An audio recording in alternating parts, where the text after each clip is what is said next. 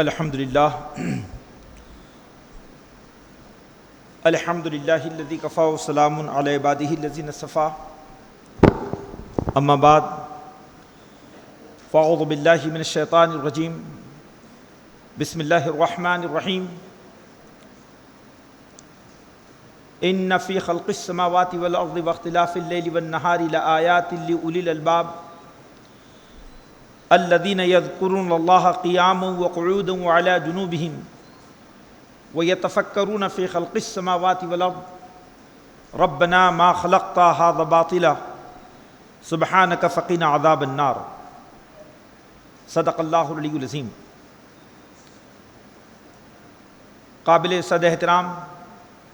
قائد تحریک اسلامی ہند جناب سید سعادت اللہ حسینی صاحب، محترم و مکرم جناب سید عزیز محی الدین صاحب، چیئرمین مرکزی تعلیم بورڈ مہاراشٹر، محترم ڈاکٹر بدرالاسلام صاحب ماہر تعلیم، محترمہ مبشرہ فردوس صاحبہ اسسٹنٹ سیکرٹری جماعت اسلامی ہند، استاد الاساتذہ پروفیسر شیخ عظیم الدین سر، معماران قوم، السلام علیکم ورحمۃ اللہ وبرکاتہ۔ آج کے اس تعلیمی اجلاس میں جس میں الحمدللہ ملک و ملت کے مستقبل کو شیپ دینے والے، اس کی تشکیل کرنے والے، قوموں کے مستقبل کو رخ دینے والے نہایت ہی قابل احترام اساتذہ کرام کا اجلاس ہے، اور اس اجلاس کا آغاز سورۃ العلق سے ہوا اور اب تک اسلام میں تعلیم کی اہمیت، افادیت اور اس کی فضیلت پر کچھ باتیں آپ کے سامنے آ چکی ہیں۔ میرا موضوع بھی سابقہ تذکیر بالقرآن اور ابتدائی کلمات سے متعلق ہی ہے کہ مسلمانوں کا تعلیمی ورثہ اور تاریخ کے چند درخشاں پہلو۔ سب سے پہلی بات تو یہ ہے کہ امت مسلمہ سے علم کا، تعلیم کا رشتہ کیا ہے۔ مفکر اسلام ابوالعلا مودودی رحمۃ اللہ علیہ نے اسلام کی تعریف خطبات میں کی اس انداز سے کہ اسلام پہلے علم کا نام ہے پھر عمل کا نام ہے۔ اسلام پہلے علم کا نام ہے پھر عمل کا نام ہے۔ اگر ہم پورے انبیائی مشن کو دیکھیں تو اللہ کے رسول صلی اللہ علیہ وسلم نے انبیائی مشن کو وراثت علم سے تعبیر کیا ہے کہ العلماء ورثۃ الانبیاء، کہ دنیا میں نبی جو آتے ہیں وہ دراصل علم کی وراثت کو لے کر آتے ہیں۔ نبی اکرم صلی اللہ علیہ وسلم کی تحریک جو مکہ میں ایک اسلامی تحریک تھی، ایک دعوتی تحریک تھی، ایک تبلیغی تحریک تھی، اقامت دین اور اعلاء کلمت اللہ کی تحریک تھی، لیکن اس تحریک کا کوئی بھی موڑ یا اس کی ابتدا سے لے کر آج تک پوری تحریک کو اگر ہم دیکھیں تو وہ ایک تعلیمی تحریک بھی ہے۔ رسول خدا صلی اللہ علیہ وسلم غار حرا سے جب تشریف لائے تو غار حرا سے آپ ایک معلم بن کر آئے، آپ مشن تعلیم کو لے کر آئے، اور آپ نے سب سے پہلی درسگاہ حضرت ارقم بن ابی ارقم رضی اللہ عنہ کے گھر میں مکہ میں شروع کی، اور ایک عظیم دعوتی تحریک کے ساتھ تعلیمی تحریک کا آغاز کیا۔ اگر ہم وظائف نبوت کو دیکھیں تو وظائف نبوت میں تعلیم کتاب و حکمت نبی کا ایک مستقل مشن بیان کیا گیا ہے۔ یعلمہم الکتاب والحکمہ، وہ انہیں کتاب و حکمت کی تعلیم دیتا ہے۔ اللہ کے رسول صلی اللہ علیہ وسلم کا جو دور سعید ہے اس میں مکی دور ہے اور مدنی دور ہے، اور اس مکی اور مدنی دور میں جو اصحاب آپ سے قریب ہوئے، جن لوگوں نے کلمے کی دعوت کو قبول کیا، دین کی دعوت کو قبول کیا، اللہ کے رسول نے ان لوگوں کو دو حیثیتوں میں شامل کیا، یا تو وہ متعلم ہو یا معلم ہو۔ نبی کریم صلی اللہ علیہ وسلم نے مدینہ میں اس سلوگن کو عام کیا کہ لیس منا الا معلما او متعلما، کہ ہم میں سے نہیں ہے مگر وہ جو یا تو معلم ہو یا متعلم ہو۔ اور آپ نے یہ جو بات ارشاد فرمائی کہ خیرکم من تعلم القرآن وعلمہ، کہ تم میں سب سے بہترین وہ ہے جو قرآن کو سیکھے اور قرآن کو سکھائے، یعنی تعلیم و تعلم کا ایک عمومی مزاج آپ نے برپا کیا۔ اگر ہم اس پورے تعلیمی ورثے کو دیکھیں تو صرف عہد رسالت کے اس کارنامے پر غور کیجیے، جو کارنامہ تعلیمی کارنامہ ہے کہ اللہ کے رسول صلی اللہ علیہ وسلم جب مکہ میں نبی بنا کر بھیجے گئے تو اس وقت بمشکل 17 یا 18 لوگ تعلیمی یافتہ تھے جو لکھنا پڑھنا جانتے تھے۔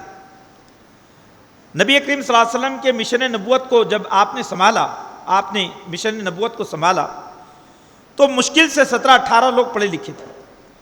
لیکن جب آپ دنیا سے وصال فرما گئے تو آپ نے 23 سالہ انقلابی جدوجہد میں 10 لاکھ مربع میل زمین پر اسلامی سلطنت کو قائم کیا، اور مورخین یہ لکھتے ہیں کہ 80% عرب دنیا تعلیم یافتہ ہو چکی تھی، یعنی گویا کہ لٹریسی کا جو پرسنٹیج تھا وہ تقریباً 100% تھا۔ اب اس پر اگر ہم غور کریں تو اس سے یہ معلوم ہوتا ہے کہ نبی کریم صلی اللہ علیہ وسلم نے اپنے دور نبوت میں، اپنے دور دعوت و تبلیغ میں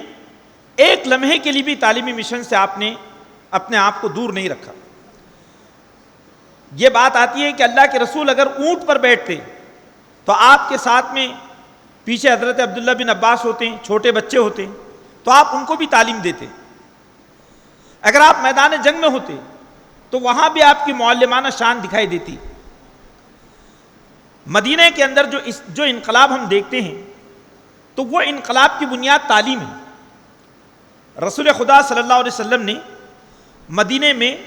حضرت مصعب بن عمیر کو معلم بنا کر بھیجا، اور بھی دیگر صحابہ کا نام آتا ہے کہ آپ نے مدینہ میں ان کو تعلیم کے لیے بھیجا، اور انہوں نے قرآن کی تعلیم مدینہ میں دی۔ اس طرح مدینہ قرآن کے ذریعے فتح ہوا۔ پھر جب آپ مدینہ تشریف لائے تو مدینہ میں اللہ کے رسول صلی اللہ علیہ وسلم نے جس اسلامی سماج کو، جس اسلامی تمدن کی بنیاد رکھی، تو اس میں آپ نے مسجد نبوی کے ساتھ میں اسلامی یونیورسٹی صفہ کا قیام کیا، اور صفہ کے ذریعے آپ نے ایک ایسی تعلیمی تحریک برپا کی کہ جس تعلیمی تحریک کا جو اس کے اثرات اور اس کے برکات آج تک پوری دنیا محسوس کرتی ہے۔ اللہ کے رسول صلی اللہ علیہ وسلم نے مدینہ کے اطراف میں جہاں جہاں علاقے فتح ہوئے وہاں آپ نے جب گورنرز کو بھیجا تو ان گورنرز کو آپ نے ناظر تعلیمات بنا کر بھیجا، معلم بنا کر بھیجا۔ آپ نے حضرت یخنس انصاری رضی اللہ عنہ کو یمن کا گورنر بنا کر بھیجا، اور یمن میں انہوں نے جو ایک وہاں کا جو بادشاہ تھا اس کے باغ میں مسجد قائم کی، جو مسجد صنع کے نام سے مشہور ہے، جو عالم اسلام کی دوسرے نمبر کی مسجد ہے، اور وہ مسجد بھی مسجد نبوی کی طرح وہ اسلام کی تعلیم و تربیت کا ایک عظیم مرکز بنا۔ وہاں پر اللہ کے رسول نے حضرت معاذ بن جبل کو بھیجا۔ حضرت معاذ بن جبل رضی اللہ تعالیٰ عنہ کو بھی تعلیم و تربیت کا خصوصی محاذ دیا گیا۔ اسی طرح سے ہم دیکھتے ہیں کہ جن جن علاقوں میں اللہ کے رسول صلی اللہ علیہ وسلم نے اپنے گورنرز کو بھیجا تو گورنرز کو آپ نے تعلیم و تربیت کے محاذ پر بھی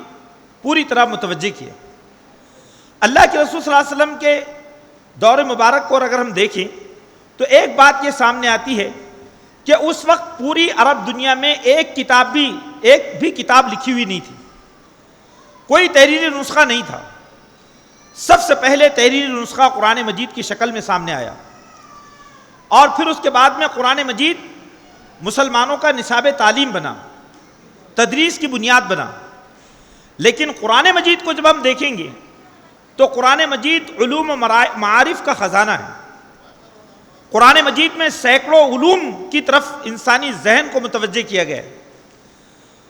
قرآن مجید کا کمال یہ ہے کہ اس نے ذہنی بیداری پیدا کی، اس نے انسانی عقل کو نئی بلندیاں عطا کی۔ قرآن میں 825 مقامات پر عقل انسانی کو اپیل کیا گیا ہے۔ قرآن مجید نے مشاہدات اور تجربات کی بنیاد رکھی ہے۔ اگر آپ قرآن کی متعدد آیات کو دیکھیں تو قرآن مجید میں 250 آیات ایسی ہیں جو قرآن کی تشریعی علوم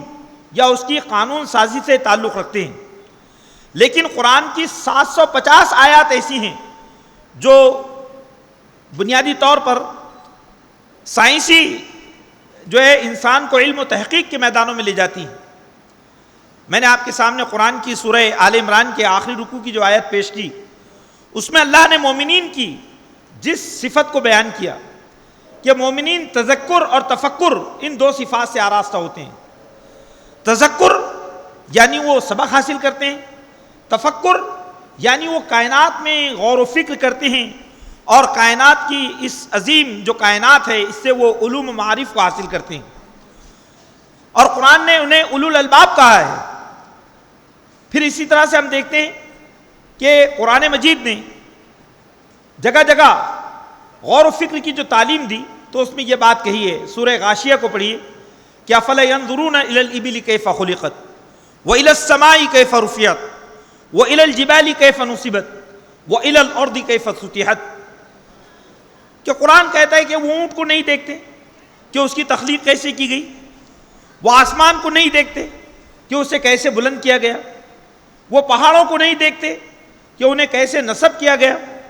وہ زمین کو نہیں دیکھتے کہ کیسے اسے ہموار کیا گیا۔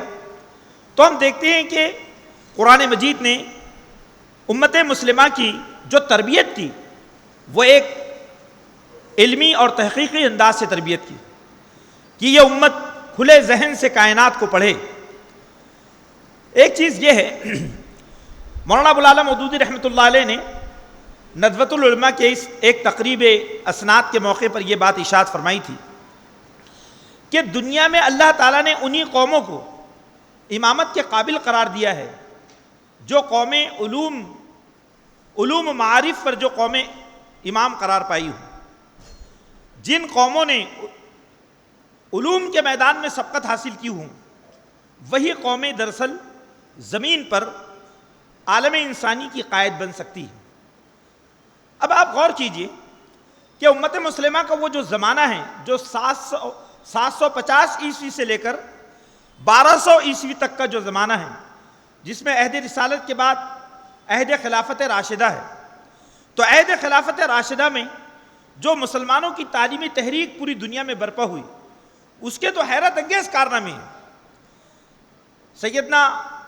ابوبکر صدیق رضی اللہ تعالیٰ عنہ کا زمانہ تو بہت مختصر تھا، لیکن سیدنا عمر فاروق رضی اللہ تعالیٰ عنہ کے زمانے میں تو اسلامی تحریک ایک منظم علمی اور تعلیمی تحریک بن گئی۔ اس پر جتنی گفتگو کی جائے کم ہے کہ آپ نے کیسے اساتذہ کی تربیت کی، بلکہ آپ کے دور مبارک میں تعلیم جبری بھی تھی۔ باقاعدہ گشتی معلمین بازاروں میں اور راستوں پر ٹہلتے تھے اور ہر ایک سے یہ پوچھتے تھے کہ وہ علم رکھتا ہے یا نہیں رکھتا ہے۔ اگر اس کے پاس علم نہیں ہے تو اس کی تعلیم و تربیت کا اہتمام کیا جاتا۔ حضرت ابو سفیان رضی اللہ تعالیٰ عنہ جو مکہ کے بڑے جلیل القدر صحابی آپ جانتے ہیں ان کے بارے میں، حضرت ابو سفیان رضی اللہ عنہ کو حضرت عمر فاروق نے بدویوں کے انچارج کے طور پر رکھا تھا کہ وہ بدویوں کے درمیان تعلیم و تربیت کا اہتمام کریں۔ حضرت عمر فاروق رضی اللہ عنہ کے زمانے میں جو مختلف علوم اس وقت دنیا میں موجود تھے، ان علوم کو بھی حضرت عمر فاروق کے زمانے میں بہت حد تک انہیں اسلامائز کیا گیا، چاہے وہ کسریٰ کے پاس ہو، قیصر کے پاس ہو۔ اور ہم اس بات کو بھی دیکھتے ہیں کہ صحابہ کرام جب کسریٰ کے درباروں میں پہنچے، قیصر کے درباروں میں پہنچے، ہندوستان کی سرزمین پر آئے، تو انہوں نے جو سفارت کاری کی ہے، وہ سفارت کاری سے ان جو اس وقت کے دربار کے بڑے بڑے علماء تھے وہ متاثر ہوئے۔ کسریٰ کے دربار میں جب انہوں نے اسلام کی تعریف یا اسلام کی تشریح پیش کی کہ ہم انسانوں کو انسانوں کی غلامی سے نکال کر خدا کی غلامی میں لانے کے لیے آئے ہیں، اور ہم انسانوں کو دنیا کی تنگ دستی سے اور مادہ پرستی سے نکال کر ادیان کے ظلم سے نکال کر اسلام کے عدل و قسط میں لانے کے لیے آئے ہیں، اور دنیا کی تنگ دامنیوں سے آخرت کی طرف لے جانے کے لیے آئے ہیں، تو اس انداز سے انہوں نے کسریٰ کے دربار میں یا رستم کے سامنے اسلام کی تبلیغ کی کہ وہ حیران ہو گیا اور وہ لوگ اسلام سے مروب ہوئے۔ تو رفقائے محترم، نبی کریم صلی اللہ علیہ وسلم کے بعد جو خلافت راشدہ کا جو روشن دور ہے، اس دور میں مسلمانوں نے کس درجہ تعلیمی تحریک پر کام کیا، اس کا اندازہ اس پر کیجئے کہ جب جنگ صفین ہوئی تو جنگ صفین کے موقع پر جب مجاہدین نے اپنے ہاتھ میں قرآن اٹھایا کہ قرآن فیصلہ کرے گا، قرآن اٹھایا، تو اس وقت ہزاروں قرآن صحابہ کرام کے ہر ایک میدان جہاد میں جو لوگ موجود تھے ان کے ہاتھ میں قرآن موجود تھا کہ یہ کتاب فیصلہ کرے گی۔ اور ہم دیکھتے ہیں کہ اس سے ٹھیک 35-40 سال پہلے پورے عرب دنیا میں ایک کتاب بھی موجود نہیں تھی۔ پھر اللہ کے رسول صلی اللہ علیہ وسلم اور صحابہ کے دور کے بعد بنو امیہ کا دور آیا، حضرت امیر معاویہ رضی اللہ تعالیٰ عنہ نے تاریخ پر کتب لکھنے کے لیے ماہرین کو جمع کیا اور اس پر ایک پورا کام ہوا۔ پھر اس کے بعد میں ہم دیکھتے ہیں کہ خلافت بنو امیہ کے زمانے میں علم ایک نئی بلندی پر پہنچا، بڑی بڑی یونیورسٹیاں قائم ہوئیں، بصرہ میں، کوفہ میں اور بیت المقدس میں اور صنعاء میں اور کئی مقامات پر اسلامی درسگاہیں بڑے آب و تاب کے ساتھ قائم ہوئیں، یہاں تک کہ یہ علوم کا جو پورا ایک اثاثہ ہے یہ خراسان، بخارا، تاشقند، سمرقند ان ممالک تک پہنچا جس کو ہم رشیا کے جو علاقے ہیں وسط ایشیا، وہاں تک اسلامی علوم پہنچے۔ اور ہم اس بات کو دیکھتے ہیں کہ وہاں سے کیسے لوگ پیدا ہوئے، کتنا آپ اگر اس بات پہ غور کریں کہ مسلمانوں نے علوم پر کتنا کام کیا ہے، اس کے سلسلے میں 2-3 باتیں اگر ہم ذہن میں رکھیں تو ایک بات تو یہ ہے کہ دنیا میں جتنے مذہبی شخصیات گزری ہیں، مختلف مذاہب کے بانی گزرے ہیں، آپ ان مذاہب کے بانیوں اور ان کی شخصیات کے بارے میں بہت کم معلومات پائیں گے، لیکن جناب محمد رسول اللہ صلی اللہ علیہ وسلم کی جو احادیث ہیں، ان احادیث کو مرتب کرنے کے لیے جو علوم اس زمانے میں ایجاد ہوئے، اسماء رجال، فن جرح و تعدیل، یہ تمام علوم جو بنے، تو اس میں تقریباً 5 لاکھ جو راوی ہیں جنہوں نے حدیثوں کو روایت کی ہے، ان کی زندگیوں کو محفوظ کیا گیا۔ آپ سوچیے یہ کتنا بڑا کارنامہ ہے، اور نبی پاک صلی اللہ علیہ وسلم کی سیرت اور آپ کی احادیث کو جس انداز سے مرتب کیا گیا، یہ فن تاریخ میں پوری انسانی تمدن میں اتنا بڑا کارنامہ کسی قوم نے انجام نہیں دیا کہ تاریخ نگاری میں دیانت داری اور صداقت کا یہ جو ہے تحقیق کا یہ معیار جو مسلمانوں نے قائم کیا۔ ہزاروں کتابیں اس پر مرتب ہوئی، یونیورسٹیاں قائم ہوئیں، تحقیقی ادارے بنے، تو یہ چیز ہمارے سامنے آتی ہیں۔ پھر اس کے بعد میں ہم دیکھتے ہیں کہ تعلیم کا یہ جو پورا انقلاب ہے، اس انقلاب میں صرف مرد نہیں تھے بلکہ اس انقلاب میں خواتین بھی شامل تھیں۔ دور رسالت میں بھی ہم دیکھتے ہیں کہ اللہ کے رسول صلی اللہ علیہ وسلم کی ازواج مطہرات وہ بہترین معلمات تھیں، حضرت حفصہ رضی اللہ تعالیٰ عنہ، حضرت عائشہ رضی اللہ تعالیٰ عنہ، ان کے علمی تباہر سے ہم سب واقف ہیں۔ پھر اسی طرح ہم دیکھتے ہیں کہ حضرت عمر فاروق رضی اللہ عنہ کے زمانے میں بھی باقاعدہ خواتین تعلیمی تحریک میں برابر شامل تھیں،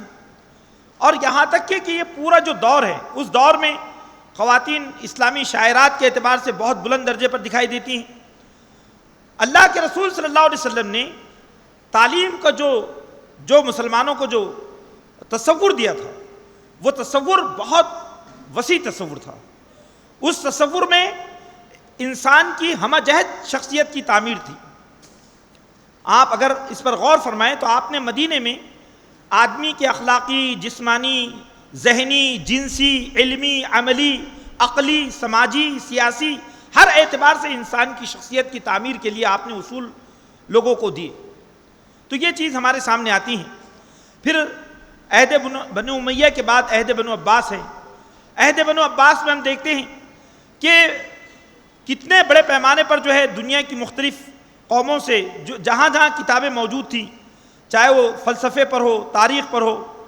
ارسطو اور افلاطون کی کتابیں، وہ کتابیں جو مختلف زبانوں میں تھیں، ان کتابوں کو عربی زبان میں اس کا ترجمہ کیا گیا، اور ترجمے کے سلسلے میں یہ بڑی اہم بات ہمارے سامنے آتی ہے کہ وہ علم کے اتنے قدرداں تھے کہ جو کتاب کا ترجمہ کر کے آتے تو اس کتاب کے وہ جتنی کتاب ہوتی اس کتاب کے برابر ان کو سونا تول کر دیا جاتا، عوض میں اتنا سونا ان کو دیا جاتا۔ ایک بات تو یہ میں نے تاریخ عرب میں یہ بات پڑھی تھی کہ بغداد یونیورسٹی کے لیے میتھمیٹکس کے ایک پروفیسر کی ضرورت تھی۔ اس پروفیسر کو سندھ میں کسی غیر مسلم راجہ کے تحت وہ تھا، تو وہ مسلم دنیا کو اس معلم کو دینا نہیں چاہتا تھا، تو عرب خلیفہ نے اس کو حاصل کرنے کے لیے فوج بھیجی، اور فوج بھیج کر باقاعدہ جو ہے لڑائی ہوئی، جنگ ہوئی، اور اس پروفیسر کو حاصل کیا گیا اور اسے بغداد یونیورسٹی کے اندر ایز اے پروفیسر رکھا گیا۔ یعنی آپ سوچئے کہ تعلیم کی قدردانی کس درجہ تھی۔ پھر آپ نے افریقہ کے میدانوں میں آپ دیکھیے کہ افریقہ کے میدانوں میں آج سے 1200 سال پہلے جو الجزائر میں مالی کے مقام پر ٹمبکٹو نامی ایک شہر ہے، قدیم شہر، اس کی یونیورسٹی کا ذکر ملتا ہے کہ وہاں پر 25,000 طلبہ تعلیم حاصل کرتے تھے، اور سینکڑوں مساجد کا ایک نیٹ ورک تھا۔ پھر اس کے بعد اندلس کا ایک زمانہ ہمارے سامنے کہ اندلس میں مسلمانوں نے تعلیم کو کیسے نئی بلندیوں تک پہنچایا ہے۔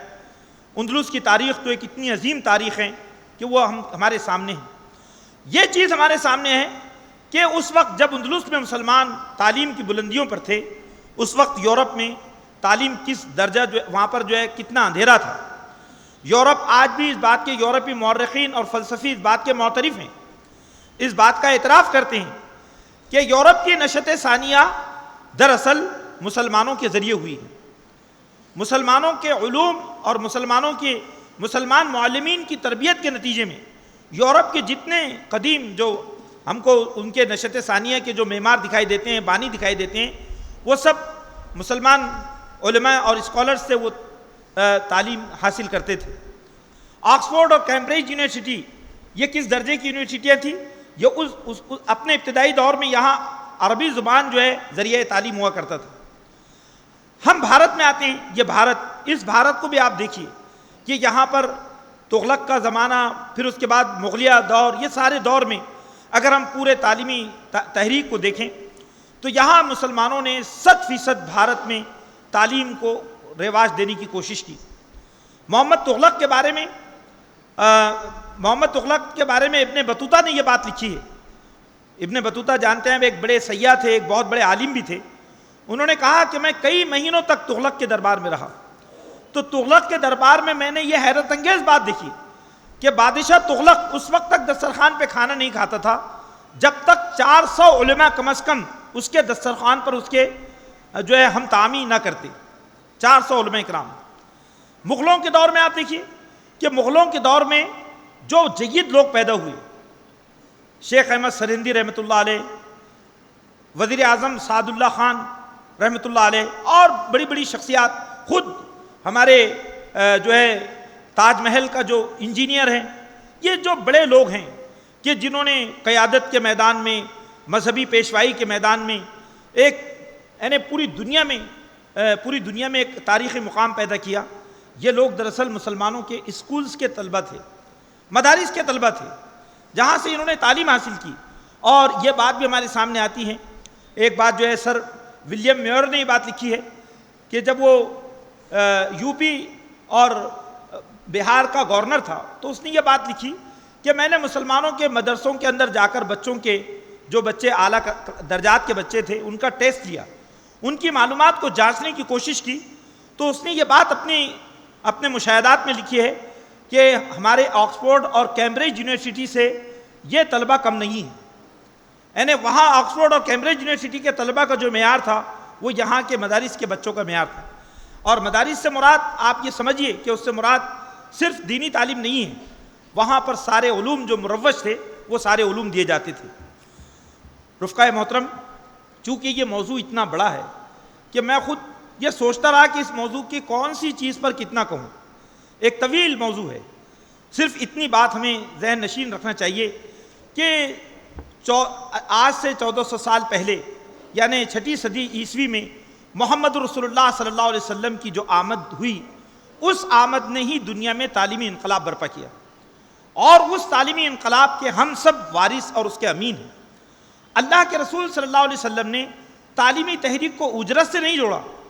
بلکہ تعلیمی تحریک کو امت مسلمہ کے مشن سے جوڑا ہے کہ یہ پوری امت اس مشن کی وارث امت ہے.